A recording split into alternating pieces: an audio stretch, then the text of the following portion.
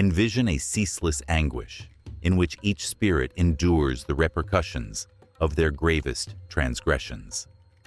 The voyage to the depths of hell in Dante's Divine Comedy has captivated audiences for centuries. Yet, this hell stands apart in its distinctiveness. This universe administers retribution for every misstep, error, and betrayal with such precision that it embodies the essence of justice. The initial level is devoid of fire or demons, enveloped instead in a suffocating silence. Limbo. Unbaptized souls and the pre-Christ righteous drift without purpose, fully cognizant that redemption will forever elude them. It is a place of silent confinement, filled with an eternal lament. Even in this seemingly tranquil void, the premature arrival of Plato and Socrates unjustly deprived them of heaven.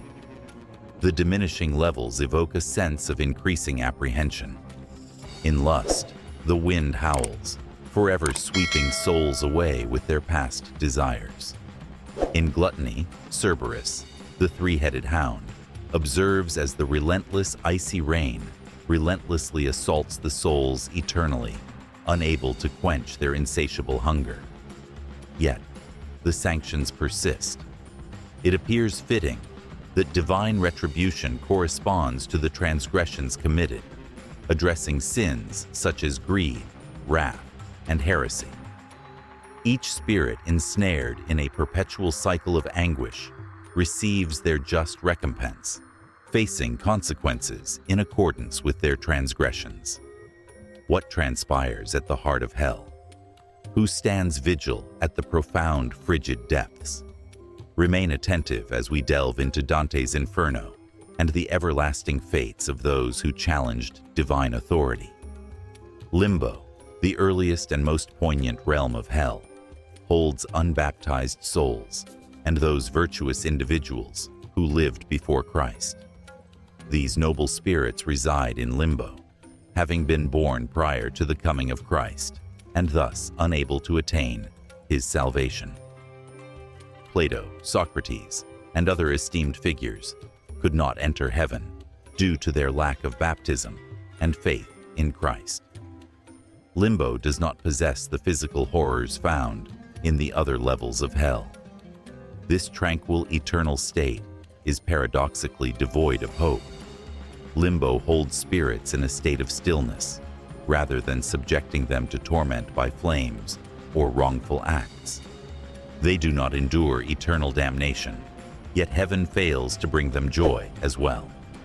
The unspoken sorrow of endless quietude, where spirits reflect on their destinies, characterizes the calm and peaceful realm of limbo. This eternal state is a form of suffering. Souls in limbo must come to terms with the reality that they will not attain heaven or achieve reconciliation with God.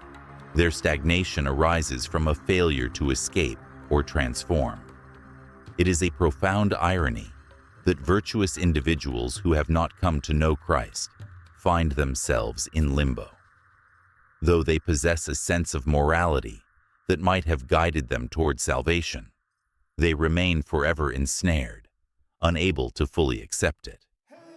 The paradox underscores the essence of faith, as Dante envisioned.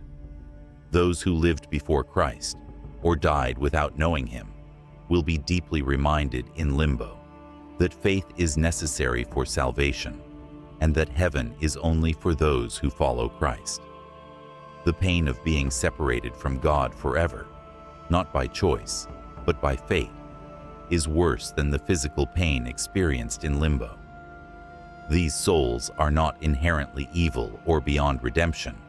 Rather, their deficiencies shape their existence, thereby defining their eternal condition. Limbo examines the historical context of his era, especially the Christian concept of salvation, as portrayed in Dante's Divine Comedy. Dante illustrates the interplay between reason and faith by positioning renowned philosophers in limbo. It inquires whether virtue and morality play a role in determining one's afterlife, and if leading a righteous life without Christ suffices for salvation. Limbo symbolizes a realm where time stops and everything remains in a state of stasis. In this state, one finds neither hope nor despair, only a serene and eternal existence. In this realm of unfulfilled promise, souls persistently reflect upon their destiny, aware that they shall never attain the supreme goal they inadvertently pursued. The second level of hell, known as lust, condemns those who succumb to sexual sins.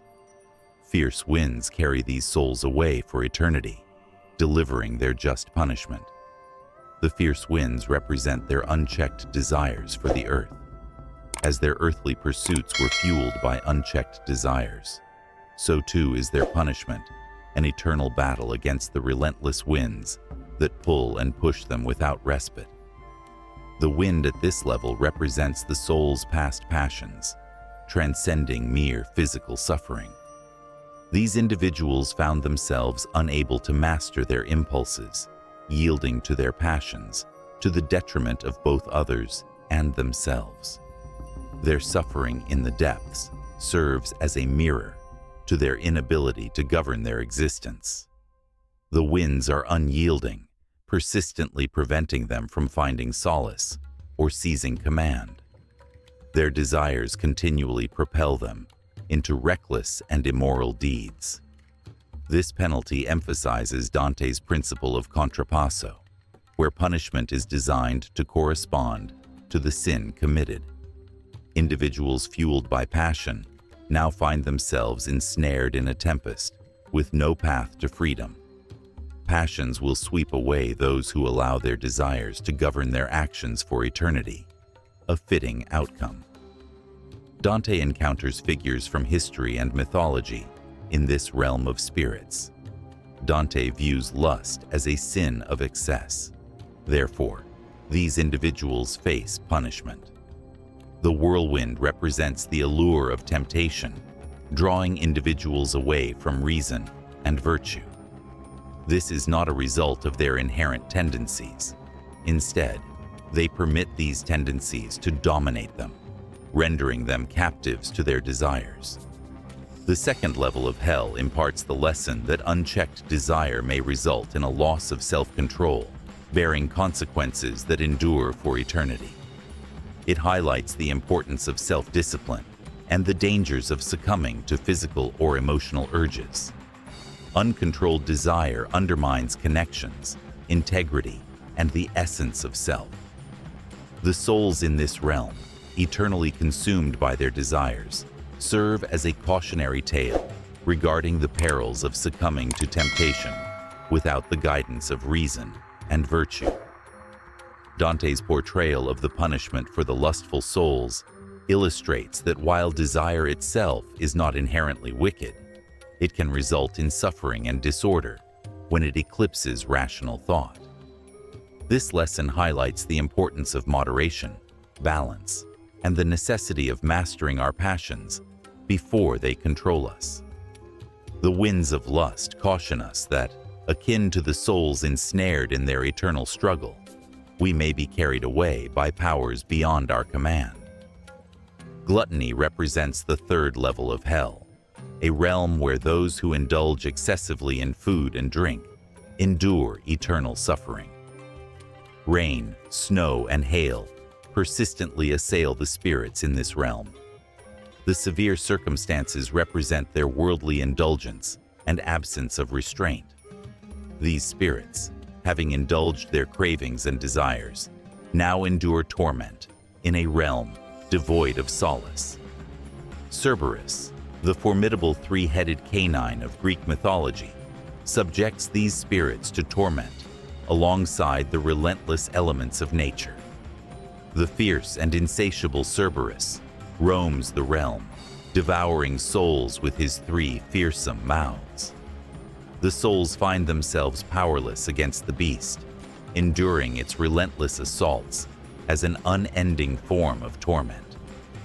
Cerberus, the formidable guardian of the underworld, now torments those who seek earthly pleasures, highlighting the transgressions of their souls. In this instance, Dante's principle of contrapasso is evident, as those who indulged in gluttony endure a punishment that reflects their transgression. Having indulged excessively, they now find themselves in a stifling atmosphere. The tempestuous weather represented the overpowering nature of their desires, while Cerberus's torment illustrated their struggles with self-control over appetites. In their earthly existence, they were bound by their insatiable hunger, and in the depths of hell, they shall endure eternal suffering in a realm that mirrors their indulgences. These souls rest upon the earth, seeking refuge from the relentless blows of Cerberus, yet the retribution they face is unyielding. They shall find no refuge from the beast's relentless jaws or the unforgiving elements. Their failure to break free from their deeds shapes their everlasting fate. This profound suffering serves as a powerful reminder of the repercussions of excess and how unchecked desires can result in a life spiraling beyond one's grasp. The punishment of the gluttonous is striking, as it compels the soul to reflect upon its transgressions. Those who indulged excessively placed their physical desires above their spiritual health during their time on earth. In the depths of hell, the relentless rain and snow serve as a stark reminder of their imbalance, while Cerberus, the fearsome guardian, watches over their eternal suffering. The third level of hell serves as a solemn reminder that unrestrained indulgence can result in both physical and spiritual ruin. This lesson explores the concept of balance across various aspects of life, extending beyond mere food and drink. Much like those who face eternal consequences for their excesses, we must be vigilant against allowing any desire or vice to consume our very essence. Dante conveyed that souls consumed by gluttony become eternally ensnared in their own excess, unable to escape the depths of anguish and sorrow. Unbridled desires led to their everlasting fate. The harsh conditions and Cerberus's plight serve as a poignant reminder of the perils associated with unchecked desires, prompting us to reflect on our own connections to excess and indulgence. Greed occupies the fourth level of hell, a realm where those consumed by avarice eternally strive for riches. Souls engage in an unending struggle for wealth and riches amidst this profound suffering.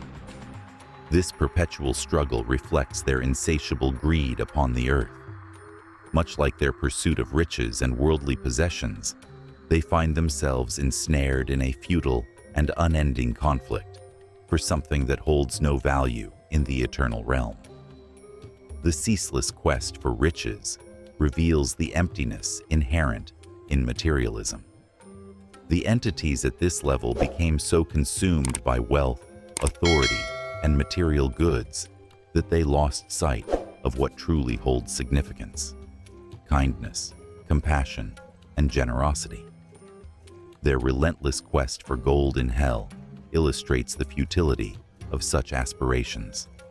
Wealth, which once held immense significance for them, now bears no worth, yet they continue to strive for it, ensnared in the relentless cycle of greed that has shaped their existence.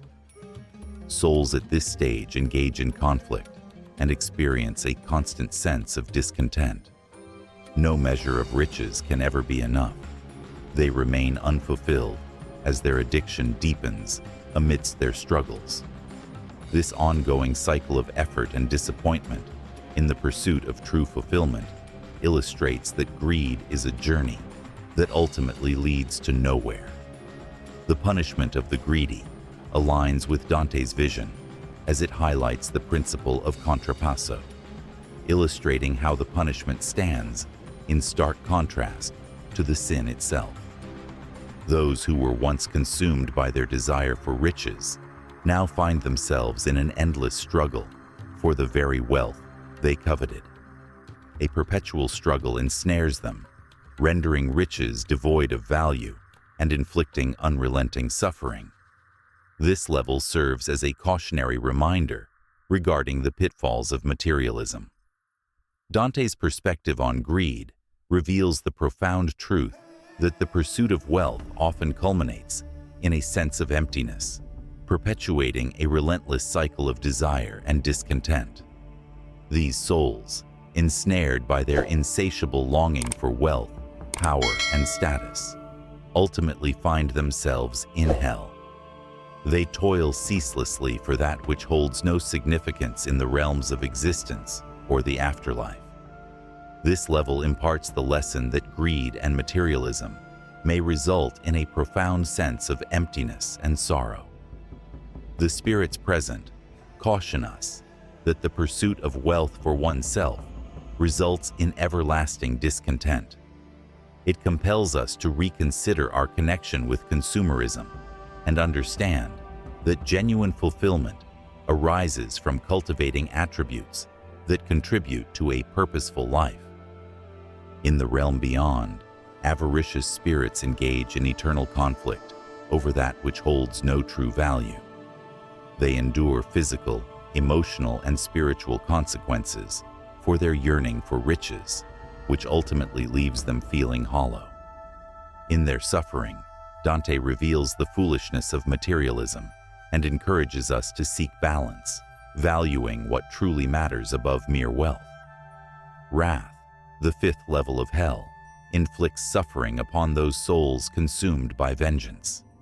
A shadowy river compels the wrathful to engage in battle.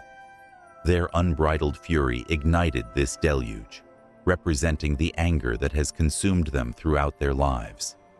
An eternal struggle ensnares these souls in a relentless cycle of violence and aggression. The shadowy, turbulent river mirrors their wrath across the span of their existence. In contrast to those filled with wrath, the sullen, consumed by bitterness and hatred, find themselves submerged in the river. Unlike the wrathful, a state of despair ensnares these spirits. Soft murmurs of discontent resonate through the depths, echoing their suffering beneath the shadowy waters. Rather than voicing their anger through words or actions, they remain ensnared in bitterness, their emotions concealed beneath the surface, forever deprived of peace or liberation. The distinction between the wrathful and the sullen reveals the various manifestations of rage. As those burdened by sorrow remain captive to their resentment, the vengeful pursue retribution. Both endure an eternal struggle, propelled by the same relentless emotion that led to their downfall. Dante's punishment for the wrathful and gloomy adheres to the principle of contrapasso, aligning sin with its corresponding punishment. Ensnared in a turbulent river, the furious are eternally battling and unable to attain tranquility. Unchecked anger wrought turmoil, inflicting pain upon themselves and those around them, as illustrated by their punishment. Yet, those who are sullen find themselves submerged in the depths, their anger subdued yet unyielding, serving as a caution that unaddressed bitterness can prove as lethal as overt fury. They have absorbed their anger, permitting resentment and hatred to grow and engulf their spirit, as shown by their ongoing suffering. This hell level profoundly depicts the intensity of rage and its devastating consequences. Uncontrolled anger leads to discord, turmoil, and enduring sorrow. The solemn reflections remind us that clinging to hatred and bitterness can lead to profound inner turmoil. In this passage, we denounce both overt anger and unspoken pain, emphasizing the dangers of permitting rage to establish itself within the spirit. This level imparts the understanding that unchecked anger leads to destruction. Regardless of whether it erupts into violence or remains a silent burden, it devours the individual and brings forth anguish. Dante teaches us that anger, though a natural emotion, necessitates careful management. Uncontrolled anger may lead to turmoil and suffering, whereas lingering resentment can push an individual toward hopelessness. Both forms of anger lead to perpetual suffering, ensnared in a cycle of negativity and sorrow. The spirits in this realm of torment counsel us to master our emotions, particularly our anger, lest it overwhelm us entirely. Every manifestation of anger has the potential to harm connections, lives, and the soul. Dante's depiction of wrath and gloom teaches us that self-mastery, not external triumphs, leads to true peace. Heresy, the sixth level of hell, metes out punishment to souls who reject the concepts of immortality and the afterlife, confining them to flaming tombs. During their lifetime, those deemed heretics rejected or distorted fundamental religious tenets, especially the doctrine of life after death. Their punishment for disbelief stands in stark contrast to their offense. They now reside in tombs that represent their demise, ensnared in everlasting flames due to their rejection of the soul's eternal nature. The massive fires within the tombs serve as a powerful symbol of the heretics' denial of divine truth. The fire represents their spiritual depravity and their choice to perish through the denial of faith. Though they rejected the promise of eternal life, they now face a grim fate, for they believed that death marked the conclusion of all things. Though they rejected the notion of an afterlife, they now find themselves in an eternal fiery prison.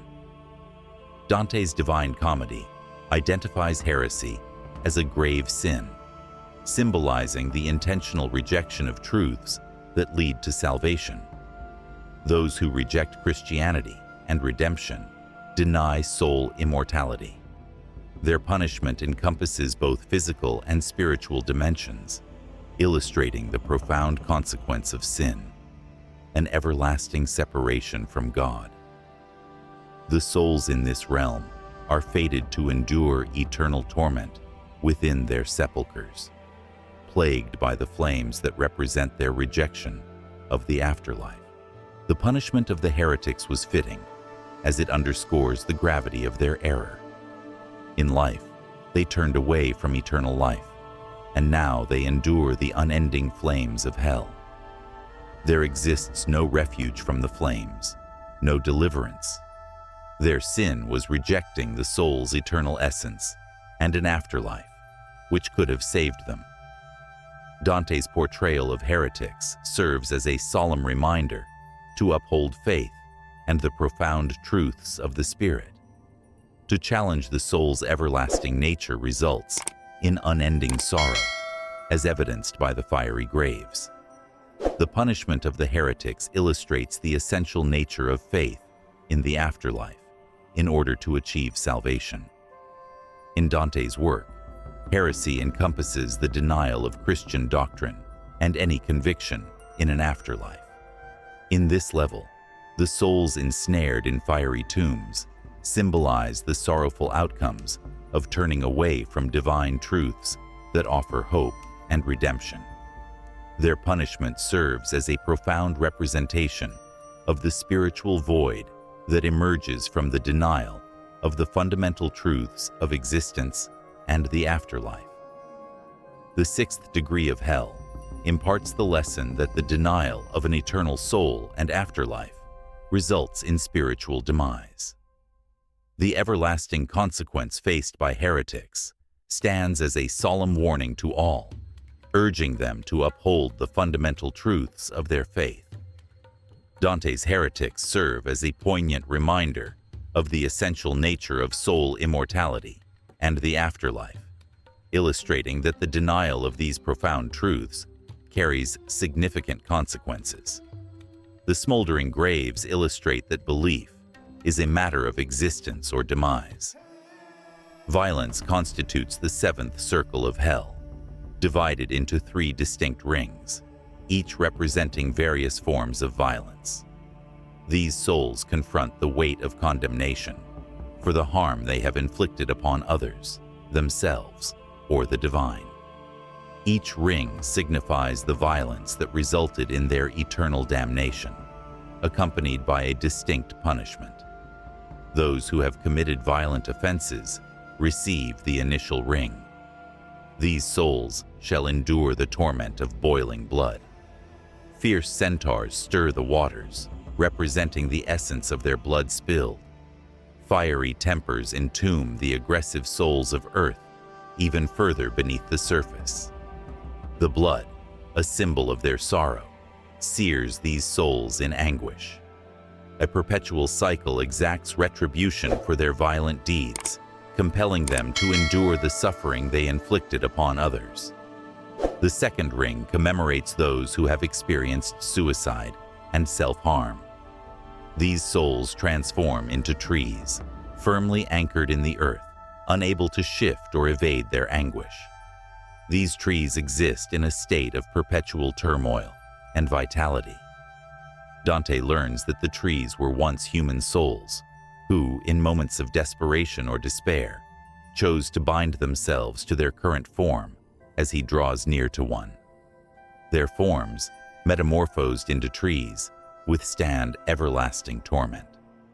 Harpies, those fabled creatures, tear at the branches and leaves of the trees, bringing forth immense sorrow. In their confinement with a body that does not belong to them, they endure eternal suffering. This punishment serves as a reflection of the sin of suicide, a transgression against the natural order. Those who violate the divine laws occupy the third and final ring. Some souls wander eternally across scorching sands, where the searing flames from above torment them. Blasphemy and sacrilege invoke the fury of the divine. Thus, the fire symbolizes this wrath. In this place, the relentless heat exacts a toll on those who have turned away from the divine will. The descending flames, divine retribution, afflict them as well. The consequence within this circle is fitting for those who have scorned and actively resisted the divine through blasphemy or heresy.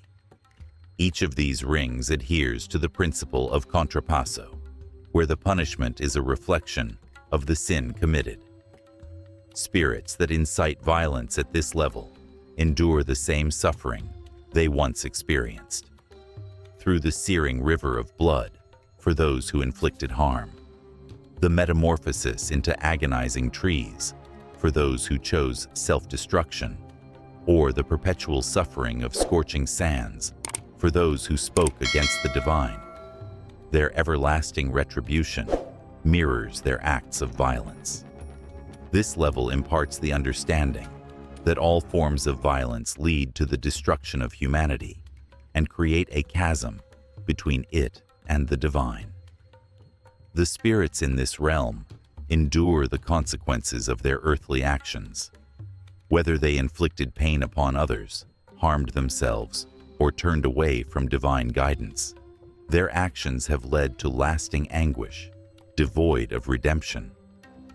Dante's portrayal of the violence in hell serves as a cautionary tale against physical, mental, or spiritual aggression. It emphasizes the perils of causing harm to others, the sacredness of life, and the importance of divine respect. If left unaddressed, violence brings forth suffering that endures through time. Their violent deeds bind these spirits for eternity, preventing them from changing their fate, and their suffering serves as a stark reminder of the profound consequences of violence. The eighth circle of hell divides fraud into 10 distinct sections, each symbolizing various forms of deception. For the act of betrayal, deceit, or the corruption of one's integrity for selfish gain, these individuals shall encounter retribution. Dante regarded fraud as one of the gravest sins, as it embodies deceit and manipulation for personal advantage. In the depths of hell, fraudsters face an everlasting existence, surrounded by a realm that reflects their own treachery and deceit. This level's 10 bulges signify the illusion. Each bulge represents a different form of dishonesty, bringing with it unique torments for each group of sinners. They relentlessly pursue those who betray love, forcing them to run the length of the trench in a harrowing display of their transgressions. These forsaken souls flee ceaselessly. They endure the toll of their afflictions. The relentless pursuit and torment illustrate treachery, implying that those who betray will forever be devoid of tranquility in the hereafter. The second bulge brings consequences for those who deceive and exploit others.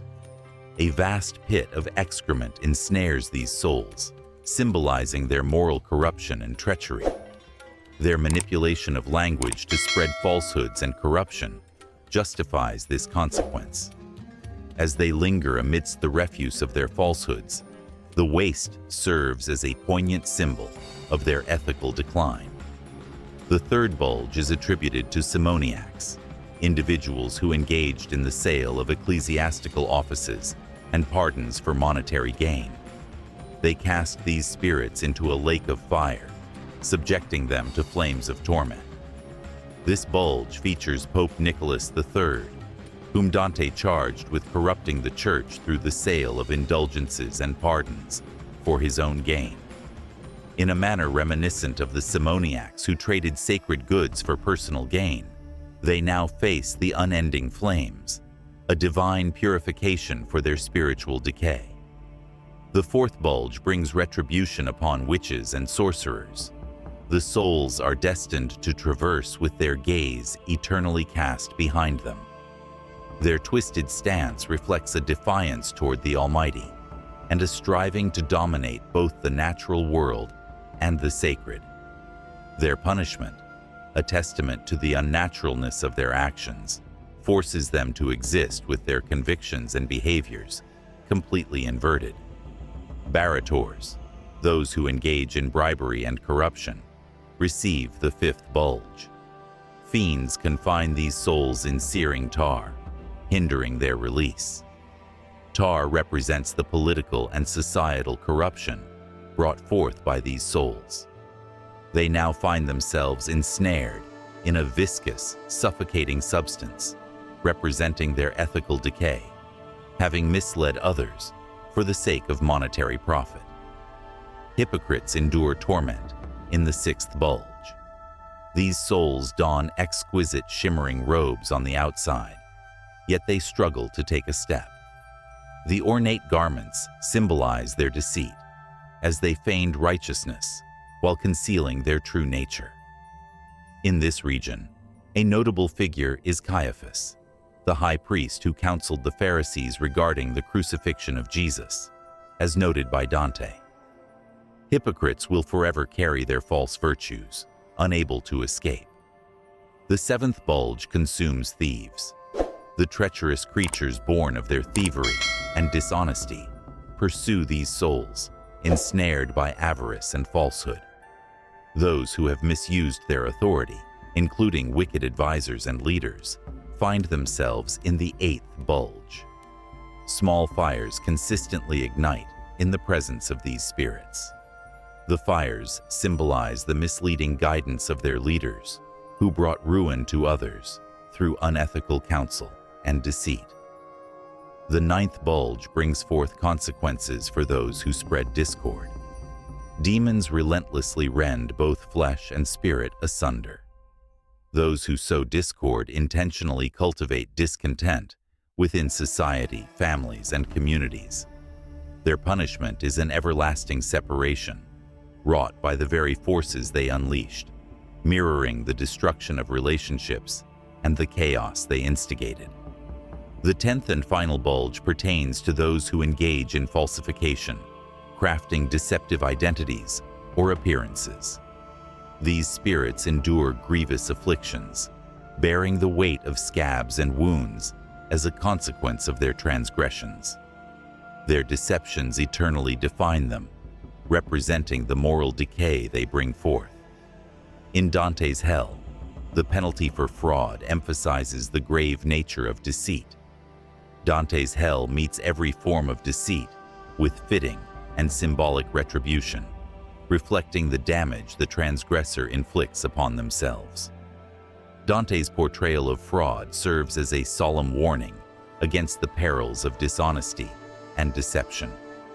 It demonstrates that falsehoods, whether uttered, inscribed, or concealed, bring ruin to both the earthly realm and the eternal existence. Forever ensnared in deception, the souls of this realm endure the repercussions of the harm they inflicted in life. Treason, the ninth and most sinister level of hell, is designated for the most egregious offenders who have turned against their family, country, or friends. The souls find themselves ensnared in a vast frozen lake, enduring one of the most profound punishments. Betrayal evokes a chilling sense of solitude, akin to the stillness of a frozen lake. The atmosphere is thick with betrayal, a chilling reminder of the emotional distance and shattered trust that now pervades this place. Each soul at this level is divided by the betrayals they have committed. A profound betrayal unfolds beneath the frigid depths of the lake. Those who betray their family find themselves submerged, while those who betray their country and friends become even more ensnared beneath the ice. The icy depths of the lake ensnare those who betray, rendering them motionless and voiceless, confined to an endless existence of solitude and chill. Their punishment serves as the profound consequence of their betrayal, the severing of bonds with cherished ones and the depths of emotional despair. Judas Iscariot, the most infamous of traitors, remains ensnared in the icy depths of betrayal. In the frozen depths of the lake within the realm of torment lies Judas, the one who turned against Jesus Christ for a mere 30 pieces of silver. Lucifer consumes him for eternity, the ultimate torment. Dante presents Lucifer as the embodiment of evil, characterized by 3 faces, each eternally gnawing on a notorious traitor. Senators Brutus and Cassius, who turned against Caesar, stand beside Judas. Dante's Christian perspective positions Judas, the betrayer of Christ, at the heart of treachery. The eternal agony of Judas at the hands of Lucifer serves as a profound illustration of betrayal. It represents that treason, particularly the betrayal of the utmost trust, stands as the gravest sin. It is considered a profound transgression against the cosmos to betray someone who has extended kindness, love, or loyalty. Dante regards this act of treachery as the gravest sin, with Judas, the ultimate betrayer in history, facing the consequences of eternal damnation. The consequences for such a profound betrayal are both emblematic and tangible. Ice envelops the traitors, representing the chilling emotional distance and fractured bonds that arise from betrayal. The icy expanse of betrayal serves as a stark reminder of the consequences that arise from treachery, distinct from other realms of torment, where souls endure the searing pain of flames or the depths of despair. The traitors experience a profound chill, isolation, and despair, for their malevolence endures forever. Treason in Dante highlights the significance of trust and loyalty within relationships. The betrayal of trust, particularly by those dear to us, inflicts profound and lasting harm on both the mind and spirit. Those who betray in this realm caution against the severe consequences of breaking such sacred ties. It suggests that the greatest consequence of betrayal is the severance of bonds, affection, and fellowship, the essential elements that imbue life with significance. The 9th level of hell reveals that disloyalty, particularly the betrayal of those dear to us, stands as the gravest of sins.